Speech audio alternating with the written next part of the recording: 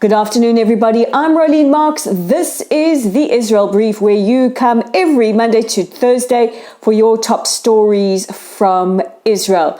And you can no doubt tell it's turned a little bit chilly here in Israel. The autumn or the fall has arrived, as has the rain. We are pretty grateful for the rain here in Israel. Hopefully it brings with it blessings and the freeing of our hostages. It is day 39 of Israel's war with Hamas. So let's take a look at the latest developments. As the IDF have pushed further and further into Gaza City, it has been announced that they have captured three very, very key positions of Hamas, that being the military police headquarters, the legislative headquarters, and the government house. So Hamas has lost control of the northern Gaza Strip. Yoav Gallant, our defense minister, telling I-24 News last night that Hamas have lost complete control, and there have been accounts of Palestinians looting the Hamas positions.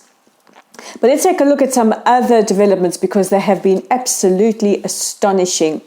Last night, Rear Admiral Daniel Hagari, that is the IDF's chief spokesperson, actually took us into Gaza with him and with the IDF cameras. Now, under incredible danger, because it was a live combat zone, the Rear Admiral took us to Rantisi Hospital. This is a children's hospital in the Gaza Strip.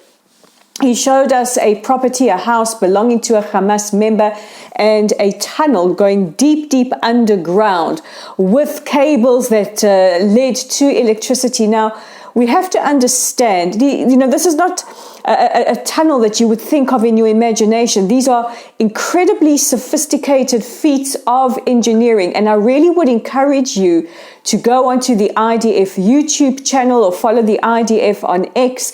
They are making available all their declassified intelligence material, including phone calls, aerial footage, video footage. You can see for yourself. I always say to people, if you don't believe me, follow the evidence. We're putting it all out there. And if you don't believe me or the IDF, you can believe Hamas in their own words. They have spoken unabashedly on several television channels about the fact that they have tunnels, that the tunnels contain everything they need, and that their civilians are not their problem, but rather the problem of the United Nations.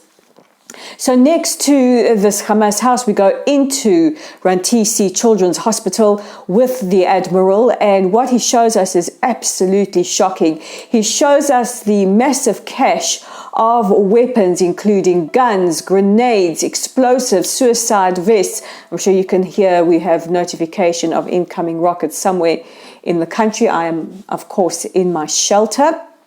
And he shows us the significant damage that these explosives, suicide vests, guns, RPGs, and various other material could cause. He also takes us into a room which is believed to have been used to keep the hostages. There was a chair with ropes around the bottom of the chair and an item of woman's clothing, clearly where a female hostage must have been tied up. There is a baby's bottle on top of what looks like an electricity grid with the branding of the World Health Organization. Dr. Tedros Ghebreyesus, I'm talking to you. Any comments on your facilities being used as human shields, violating their protected status under the international laws of armed conflict? We are waiting for an answer from you. He also shows us diapers or nappies, a packet on the floor, and several yards away, a motorcycle believed to have been used on the 7th of October for the atrocities, with bullet holes in them. And on the wall marked the 7th of October to the 3rd of November, you can see some kind of schedule for whichever terrorist was standing guard. A small toilet and kitchen are there as well. Also, what the Rear Admiral shows on TV, and please go check out the YouTube channel. You can see curtains, and when he pulls them back, there is just blank wall behind them.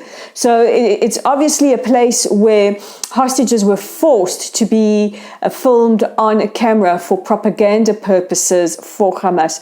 This is truly, truly astonishing. And Israel has brooked a lot of criticism over the last couple of days for our focus being around hospitals. But the evidence is there of how Hamas have embedded themselves in their civilian infrastructure, especially hospitals. The IDF also released footage yesterday outside Al-Quds hospital of 20 terrorists shooting at IDF troops with RPGs. These are rocket-propelled grenades. Those terrorists have since been eliminated. Now we go back to Shifa Hospital. Shifa Hospital, the epicenter of a lot of controversy. Many saying, how can Israel attack a hospital? Under the laws of armed conflict, when you use your civilian infrastructure like hospitals as human shields, you take away their protective status. Now, yesterday I told you that the IDF had brought 300 liters of fuel for incubators, for various equipment that had been refused by Hamas. However, today, and again, the IDF have released the recordings and made them public. The IDF actually offered and put together incubators to give to Shifa Hospital for the use of babies and to save their lives. We've also had some rather sad news about two of our women believed to have been held hostage. Vivian Silver, a dual Canadian-Israeli citizen, a renowned peacemaker with a reputation of working towards peace, an ardent feminist for all of her life. It has been confirmed that she was not taken hostage, but she was murdered along with over 1,200 others on the 7th of October. She was identified through DNA. And I'm going to get graphic here, which goes to show the brutality of her murder.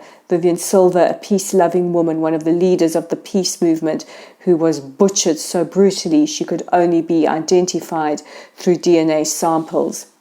The other hostage that was killed is 19-year-old Noa Marciano. She comes from my city where I live, Modi'in.